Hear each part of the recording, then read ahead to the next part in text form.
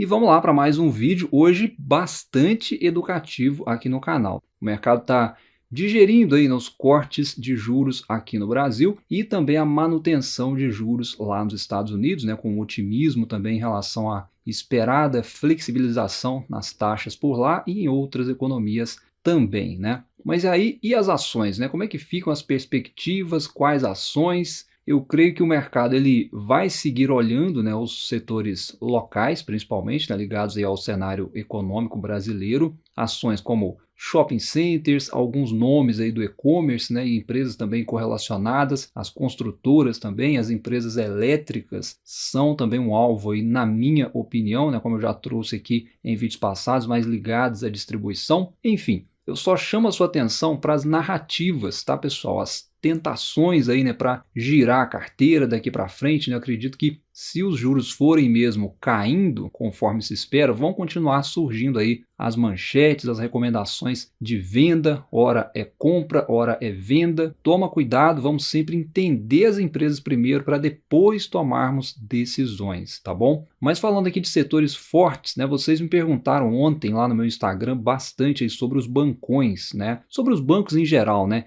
Eles têm tudo a ver aí, né, se a gente pensar friamente, com a Selic, por conta do crédito mais barato, mas na prática, né, para os bancos, será que isso muda alguma coisa com a queda da Selic? Quais bancos vão se beneficiar com essa queda de juros? Vamos lá. Começando aqui com os bancões, né? O cenário de queda de juros, olhando por cima, né? Num primeiro momento ele pode parecer ruim para os bancões, mas na verdade abre espaço para oportunidades de negócios para eles. Por exemplo, se eu tenho uma Selic em queda, em tese eu teria uma queda no resultado do banco, porque vão ser menos juros cobrados nos empréstimos, consequentemente, menor resultado. A interpretação leiga seria essa, né? Mas um ponto a se observar é que com menores juros, o banco também vai remunerar menos as aplicações que os clientes fazem, né? Na verdade, a tendência é que eles aumentem as captações de dinheiro, porque se a economia melhorar, o brasileiro vai voltar a poupar, e em contrapartida, o banco ele vai remunerar menos esses poupadores, porque os juros estão caindo. Então, de um lado, a queda de juros ela seria ruim, mas de outro, o custo de captação mais baixo aí por parte dos bancos mantém o spread, mantém as margens ali do banco mais equilibradas. E aí entra um segundo ponto, é que com o banco captando mais recursos, ele tem inúmeras possibilidades, né? Ele não só pode aumentar sua carteira de crédito, mas também a carteira de produtos bancários, como pode voltar a buscar spreads maiores com linhas de crédito mais arrojadas. Isso é uma coisa que o Santander e o Bradesco, né, eles tentaram fazer na pandemia, mas deu errado, né? A inadimplência veio com tudo depois. Mas agora, nesse momento com a queda de juros, né, se for se consolidando mesmo, imaginando esse cenário, agora dá para fazer. Então esse cenário de queda de juros é bom para os bancões também, principalmente para o Santander e para o Bradesco, que provavelmente vão ter um respiro aí na inadimplência. E aí entre os demais bancos, né, fora os 4 grandes bancos aí tradicionais, a queda de juros é um céu azul para eles, tá? Juros lá embaixo é mais negócio para esses bancos, né, que dependem mais do mercado e das empresas, demandando aí por negócio especificamente, né, como é o caso, por exemplo, aí do Banco ABC. É um banco aí para empresas especificamente, né, uma ótima empresa, inclusive aí entre os bancos. O Banco BTG também, o BR Partners também,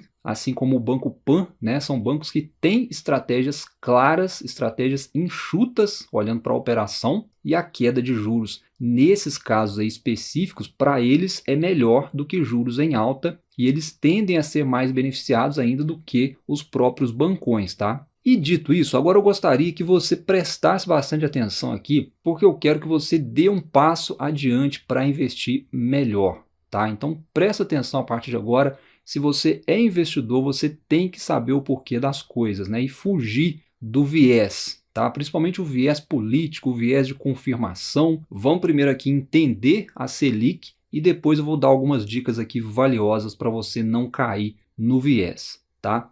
Mas olha só, a Selic, né, nada mais é do que um instrumento aí do Banco Central para poder manter a inflação sob controle. Então, quando a gente fala de Selic, de queda de juros, queda da taxa Selic, enfim, a gente não está falando só de um percentual ali que pode cair ou pode subir a depender do cenário econômico. Nós estamos falando de controle da inflação. Esse é o ponto, tá, pessoal? E hoje a meta de inflação é de 3%, né? Pode ficar 1,5 ponto acima, 1,5 ponto abaixo disso, né? Hoje a inflação está ali no teto, vamos dizer assim, né? Podemos dizer que está quase na meta ou dentro ali dos patamares da meta, pegando os últimos 12 meses. Não tem nada ganho ainda, né? Mas esse é o ponto de interrogação que você precisa entender. Juros em queda diminui o custo dos empréstimos para as pessoas, incentiva a produção, consequentemente o consumo. Show de bola, ótimo.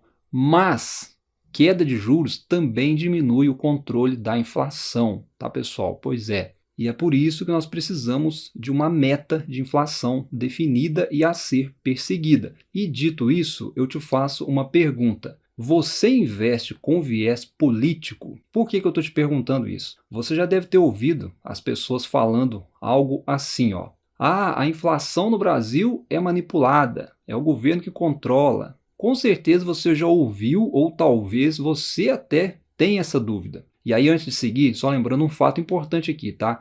Eu não estou me referindo a governo A ou a governo B. Eu só coloquei esses dois aí, ó, porque você precisa parar de investir com viés político. Mas o que eu quero mesmo aqui é levar esclarecimento para você buscar informações fundamentadas, informações seguras, não é investir com achismo, não é isso. Então, sobre inflação, são duas coisas. A primeira é que inflação não é medida só pelo governo, tá? Tem instituições privadas também, justamente por causa disso, para não haver manipulação. Dá uma pesquisada aí sobre IGPM e outros índices inflacionários que você vai entender. O segundo ponto, para você saber se a inflação, se a economia estão realmente melhorando, né, se isso não é caô do governo, basta você fazer isso aqui, ó, é muito simples, tá vendo? O que é isso? Você já se deu o trabalho de fazer isso aqui? É só você olhar, ó.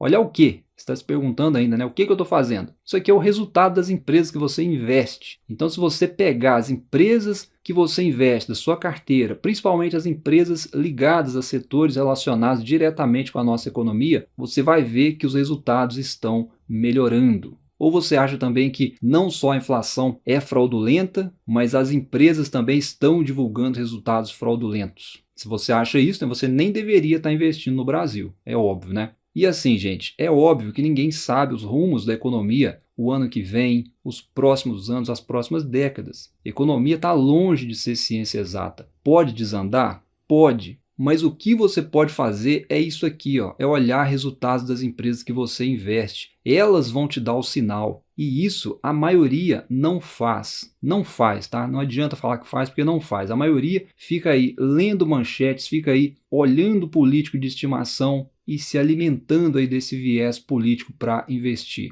Vamos estudar mais, formar o nosso senso crítico próprio. É aquele negócio, né? Ficar preparado sim, mas iludido nunca, tá, pessoal? Então, olha só, dicas valiosas aqui de balanços de empresas para você ler. É só tirar um tempinho para ler e você vai entender a dinâmica econômica. É balanços aqui para você ler, não é para investir nessas empresas. Mas olha só, para poder acompanhar a melhora do cenário econômico. Funciona, tá, pessoal? Dá certo. Por exemplo, ó, a Santos Brasil. É um exemplo, presta atenção. O balanço da Santos Brasil é um ótimo exemplo para você estudar a dinâmica econômica lendo os resultados. A dinâmica da Santos Brasil, que faz os resultados, né, é importação e exportação, né, que gera a movimentação de containers ali que dá o resultado da empresa. Então, imagina comigo, né, o país bombando, as pessoas consumindo. É natural que as importações aumentem. Porque não só nós, pessoas físicas, vamos comprar mais, inclusive fora do Brasil, como as empresas também vão importar mais para produzir mais e, consequentemente, buscar vender mais. Ou seja, é bom para a Santos Brasil porque ela ganha com a movimentação de containers. Da mesma forma que, se o Brasil estiver produzindo, crescendo,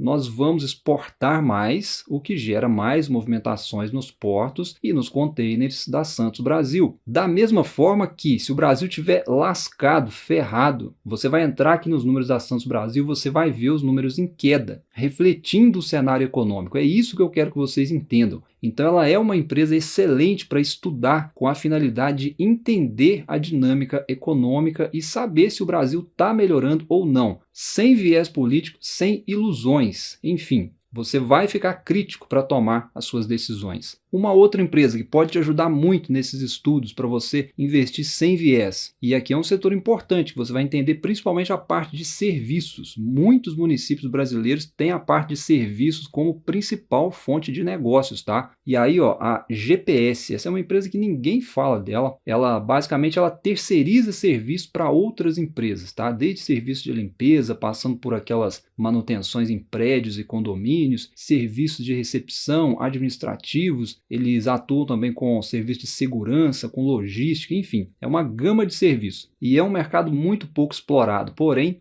que gera muitos empregos, pessoal. Lembrando que eu não estou recomendando compra, tá? Mas estou recomendando que você leia os documentos dessas empresas, porque é também um termômetro da parte de serviços. Mesmo sendo uma empresa muito pequena ainda, é um setor que gera muito emprego, como eu disse. Então, se os números da empresa estão melhorando, é porque a economia está caminhando. Você que está comigo nesse ponto do vídeo, você está entendendo o que eu estou querendo dizer? Não é para você investir nessas empresas, não é isso. É para você estudar e entender os setores-chave que são indicadores de melhora econômica. E aí você foge do viés, é isso. Senão você vai sempre depender da diquinha, vai sempre depender da casa de análise, do mercado falando para você o que você deve comprar, o que você deve vender e interpreta muita coisa errada que é jogada aí no mercado. Eu vou te dar um exemplo aqui para a gente encerrar de vez. Um exemplo de uma pessoa que é completamente mal interpretada. É o Barsi. Ele é o cara que as pessoas se espelham muito, mas não entendem nada do que ele fala. Por exemplo, ó, o Barsi, né, e todo o pessoal lá do AGF, eles não investem em construção civil, não investem em varejo, não investem em aéreas. Já falaram isso um monte de vezes. Tá certo. Mas aí eu te pergunto, você acha mesmo que eles não estão acompanhando esses setores frequentemente? É óbvio que estão, pessoal. Por quê? Não para investir, mas porque são setores que indicam a melhora econômica. São os setores que mais empregam no Brasil. Como é que um investidor do porte do Barsi ele não vai olhar para esses setores para tomada de melhores decisões de investimento? Não para investir, mas para saber de fato se o Brasil está indo para frente. E mais uma vez, fugir do viés. Tá, pessoal? Então,